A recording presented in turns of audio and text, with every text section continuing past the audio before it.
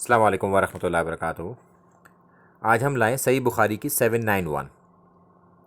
اس کا عنوان ہے کہ نماز اس طریقے سے ہی پڑھنی پڑے گی ہمیں جس طریقے سے اللہ کے رسول صلی اللہ علیہ وسلم نے ہمیں بتائی، جو سنت طریقہ ہے۔ تو سیدنا حذیفہ ابن یمان رضی اللہ تعالیٰ عنہ، جو کہ رازدار رسول ہیں، جن کو ان 12 منافق اصحاب کے بارے میں پتہ تھا جنہوں نے اللہ کے رسول صلی اللہ علیہ وسلم پر حملہ کر دیا تھا، اس میں سے 8 کی موت دبیلے پھوڑے سے ہوگی۔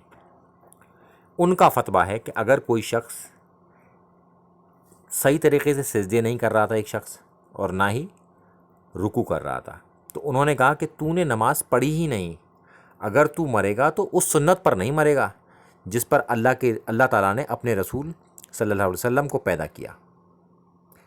یہ فتویٰ صحابی رسول صلی اللہ علیہ وسلم کا ہے، جو کہ رازدار رسول بھی ہیں صلی اللہ علیہ وسلم۔ السلام علیکم ورحمۃ اللہ وبرکاتہ۔